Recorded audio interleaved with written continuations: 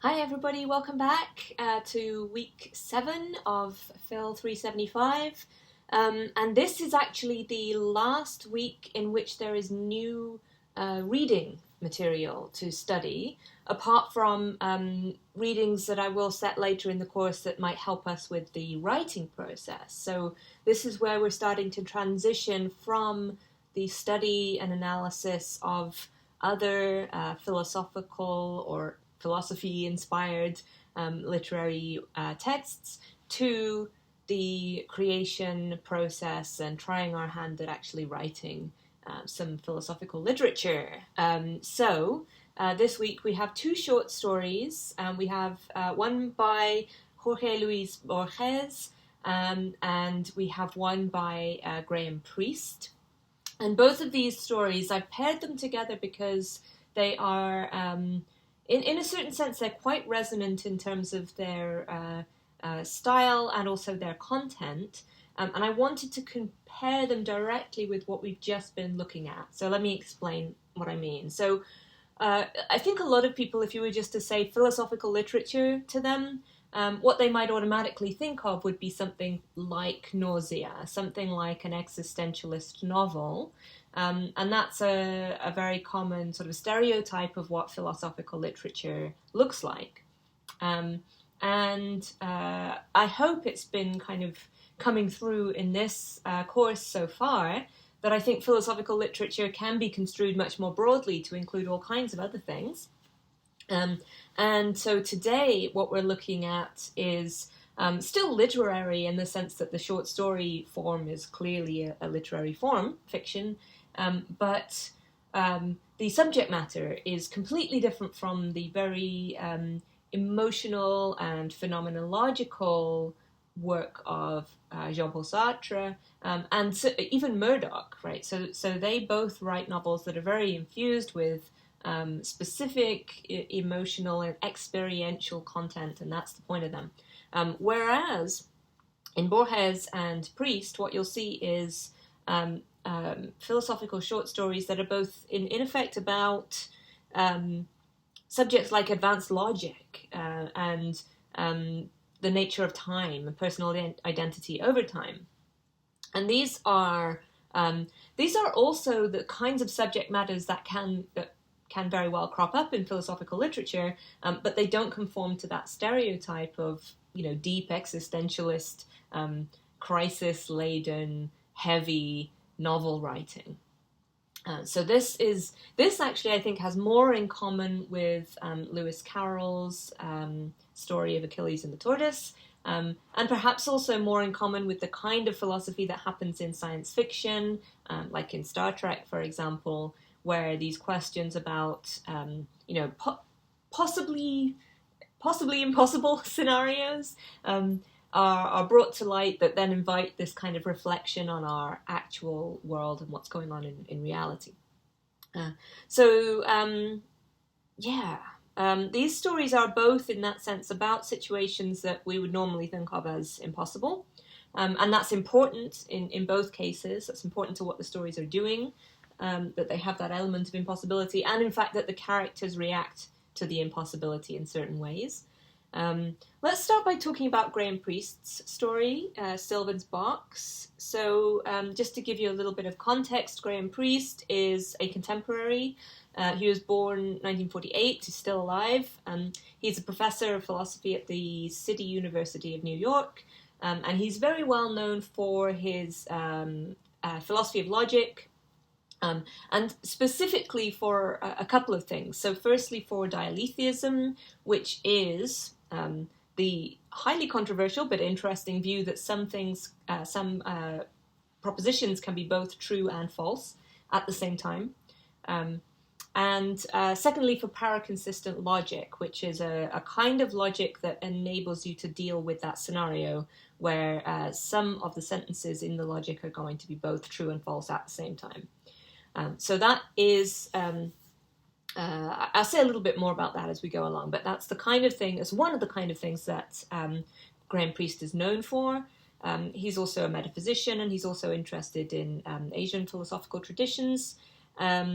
And yeah, so this story, Sylvan's Box, it's published in 1997. It was actually, again, similar to Lewis Carroll's story. It's published in a philosophy journal, like a formal logic journal, rather than, a literary magazine or something like that. So it's again doing something interesting with the form, putting a fictional story into what would usually be a very much a non-fiction content, an academic journal. The setting of the story in Australia is important, and so are the characters that are chosen. So for whatever contingent historical reasons, Dialethism and paraconsistent logic have been particularly explored in Australian universities by Australian philosophers. So Richard Sylvan, who is the character who has just died before the story begins, is one of the Australian philosophers who is interested in these subjects.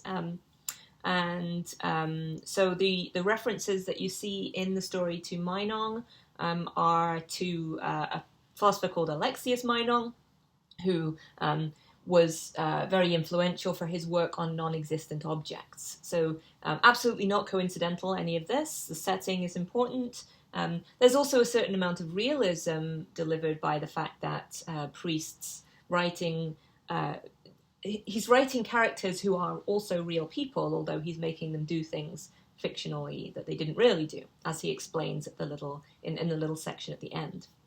So yeah, so Priest puts himself in as a character, puts Nick Griffin in, another real philosopher, puts Richard Sylvan's another real philosopher, and the kinds of descriptions that pepper the story are also there to give you a realistic sense of what it's like to drive through the Australian bush and to arrive at a small home in the outback somewhere in Australia. And that's very intentional, I think, to give you the kind of grounding and a sense of what's going on in the story. And when you look at what Priest says at the end of the story he's trying to do there, it's important that there's a certain amount of realisticness in the story so that you can imagine what's happening here. So that when the impossible element figures in the story, it's not like it completely breaks reality, or at least that's what Priest wants you to conclude. He's trying to make a point with this story, and he's very explicit at the end about that. He wants you to see this as a story that with things you can imagine, and a story where it's clear what happens and what doesn't happen, even though part of what happens in the story is this impossibility, where there's this thing that's in the box and the box is also empty. So yeah, going back to paraconsistent logic and dialethism, the way that these come into it is that if you are, those of you who've taken logic classes before might be aware that in a classical logical system, the first one that everybody learns and the one that's considered to be the most standard baseline logical theory, if you had a sentence that was contradictory, that said, P and not P, everything would follow from that. So logically speaking, when we talk about what validly follows from a set of premises, what we mean in classical logic is that it's impossible for the premises to be true and the conclusion be false, right? So that means that if the premises were true, the conclusion would have to be true as well. So now, if it's impossible for the premises to be true because they contain a contradiction, then it's also impossible for the premises to be true and the conclusion be false, right? Because it's impossible for the premises to be true. So it's impossible for them to be true and something else as well. So that means as soon as you've got inconsistent premises, so it could be just one premise, P and not P, that means everything logically, validly follows from that. So trees are green, trees are orange, fish eat cats, anything you like, any nonsense would follow validly from a contradiction in classical logic. And so once you've got dialethism on the table, so you're allowing that actually some things can be true and false, you're going to get some contradictions coming out true as well, or at least typically that's going to be a result. So if you have a situation where It's both true and false that there's something in the box. It's also going to be true that there's something in the box and true that there isn't something in the box. So if you go in for Dialethism, and I'll talk about that a little bit more in just a second, you're going to want a paraconsistent logic, which means a logic that doesn't allow anything to follow from a contradiction. It doesn't just explode the way that classical logic does as soon as you have a contradiction in your premises. So a paraconsistent logic is specifically designed to kind of contain the contradiction, and it will allow you to deduce certain things, like certain things will validly follow from the contradiction, but not just any old thing. You can't go from P and not P to fish eat cats and trees are orange. It doesn't work in a paraconsistent logic. Okay, so that's just a teensy bit of background. This is one of Priest's major career-long projects, is arguing for the significance of paraconsistent logics. As for why you might want to get into any of that in the first place, one of the main motivations comes from thinking about certain logical paradoxes, like the liar paradox. If those of you who've ever heard of that, you might be familiar with the idea, but just for those who haven't, the liar paradox is an ancient paradox, the original form of which was a Cretan says all Cretans are liars. Now, contemporary forms of that sort of sharpen it up a bit and say this sentence is not true. So just consider the sentence that says this sentence is not true. If it's true, then what it says is true, so it's not true. On the other hand, if it's not true, then that's just what it says, so it's true. So it's a sentence that seems to be true if it's not true, and not true if it's true. And, so logicians have been losing sleep for millennia over what to do about that fact. And eventually, people come to this point of saying, well, maybe it just is true and false at the same time. So maybe we should be dialetheists. That's Graham Priest's line. And so you're going to need a paraconsistent logic to deal with it. Now, one of the interesting things this story is trying to do is help us kind of get into the mood of thinking it's actually not a disaster for logic if there's a true contradiction. And now Priest thinks that might be true of our actual reality, but let's just say he's saying here, let's just say it's true in the story and in this fictional setting that there's a contradiction. And you can still see how not everything follows from that, right? So there is something in the box and there isn't something in the box, but it's still the case that Priest went to Sylvan's house in the story. It's not true according to the story that Priest never went there. So some things just don't follow from that contradiction in that story, or so Priest wants you to think. So he's using this story as a way to kind of get people into the mindset and the frame of mind to accept, or at least be a bit more open to accepting Dialethism and a paraconsistent logic. Okay, so that's what's going on in Priest's story. Now, an entirely separate kind of question, we can evaluate it as a piece of literature and look at whether it actually does a good job considered as a short story on its own terms. Does it grab us? Are the characters interesting? Does it manage to weave its philosophical content and its literary form together in an effective way? These are all questions that I'd also like us to be looking at, but I thought, given the subject matter, it might be most useful for this intro to spend most of the time talking about the logic and the philosophical background behind it.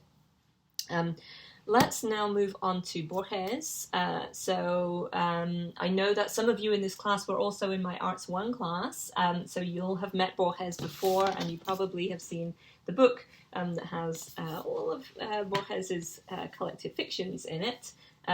But we didn't read this one before, so it's an interesting one to think about. If you are coming back to Borges, if you've read some Borges before, whether in my class or any other way, it's an interesting one for thinking about what's it like to return to the same book or the same writer that you've read at an earlier stage of life. Because it is, in many ways, it's a story about this kind of what's it like to experience something from two different perspectives within the course of a single life. So Borges, he is not a contemporary, but almost. So he died in 1986. I say almost, it's not really almost, it's just that he was alive for some of the same time that I was alive, so it makes it feel almost contemporary. Born in 1899, Argentinian, he was an English professor, but best known for his short fiction. He also wrote poetry, started off writing very sincere and earnest poetry, and he wrote some non-fiction essays as well, but his real influence, and he's been very impactful on contemporary literature, his real influence comes out of the short stories.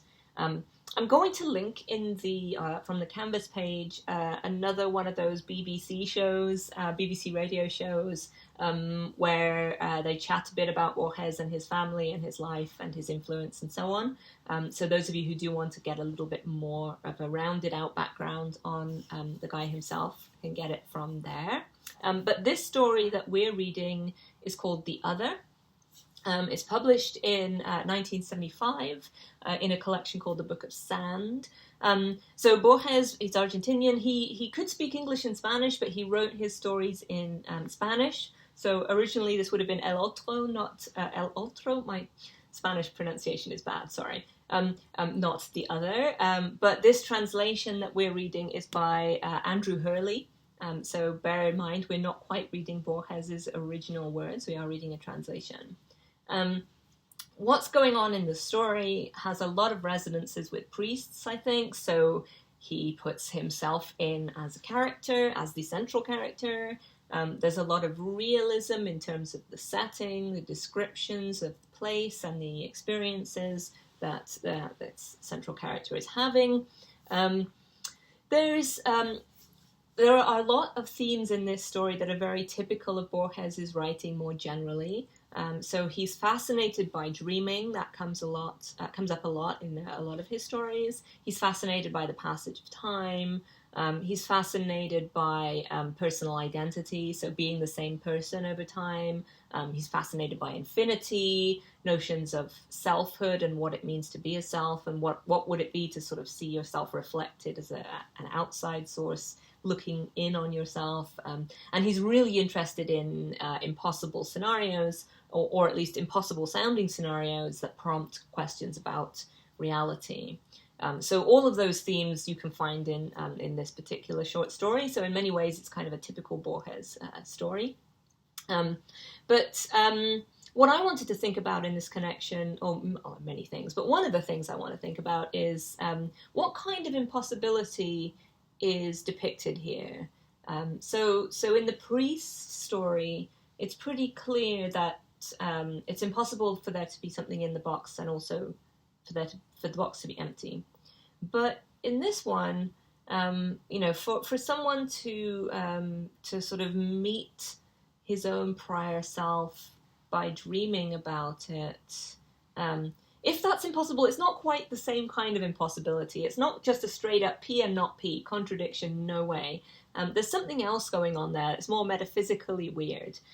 So that's one thing I wanted to think about. Another one was, so again, just like Priest, Borges is deliberately referencing cultural and philosophical touchstones like constantly. Again, Borges loves to do this, just to reach out and make a little connection with some of the other philosophical literary worlds that he's familiar with, which is a lot. He knows a lot of culture and philosophy. But in particular, I wanted to call attention to his mention very early on of Heraclitus. So Heraclitus is an ancient Greek philosopher, pre-Socratic, so before Socrates, before Plato. And Heraclitus, his most famous saying is that you can't step in the same river twice. And that's an illustration of his more general view that everything is in a constant state of flux and change, and that's the nature of reality. So this is kind of in contrast with someone like Plato, who thinks that the real reality, the forms, are constant and unchanging. And so Heraclitus is actually, he's more directly in contrast with Parmenides, who has that similar view about reality being fixed and unchanging, the ultimate form of reality. And Parmenides is also quite influential on Plato, but that's another story. For this story, Heraclitus is the relevant philosopher, and his thought that you can't step in the same river twice is here brought into play a role in getting us to ask, well, can you then meet the same guy twice, or can you be the same person if you're considerate over two different stages over the course of your life? And the association of time with the flow of the river, and with the human being over time, is made really, I think, pretty clear and pretty explicitly in this short story. But there are also little clues, so there's some like literary tricks that are being used to do it as well, so writerly things. So I'll just point that out, because when we start to think about writing our own, these are the kinds of things we might want to use. But one of the ones that I noticed is that he describes, early on he describes the river as grey, and then later he describes the grey hair of himself as an old man. And so just that kind of, this thing's grey, that thing's grey, compare this thing to that thing. It's a trick, but it works, right? It gets us to somehow think, this man is like a river. You can't step in the same river twice. I wonder if you can be the same person over time. So that's the kind of thing that makes Borges' writing effective. That, together with the fact that obviously he's doing this extremely scholarly and learned thing, but at the same time using his scholarship quite playfully, and in a way that kind of, for a lot of people at least, it really gets them on an intellectual level. It gets its hooks in to making them think about stuff. So this is Borges is a writer that philosophers tend to enjoy a lot because of that hookiness of his ideas, and the way that he kind of plays around with no obvious moral, no obvious endpoint in sight. He's just kind of thinking, well, what about this scenario? What do I think about this? How would I describe it? How would I feel if it happened to me?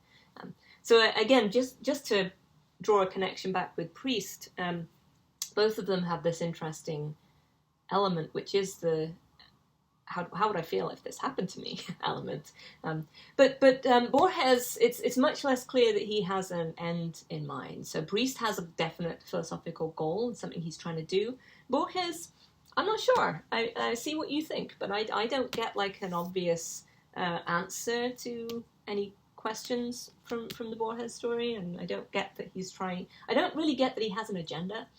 That's the best way of putting it, maybe. Whereas I think Priest, Priest says himself, he has an agenda with his story. So this is another question that we can, I think, usefully ask in the context of considering the relationship more generally between philosophy and literature. Do you have to have an agenda with your literature for it to count as philosophical?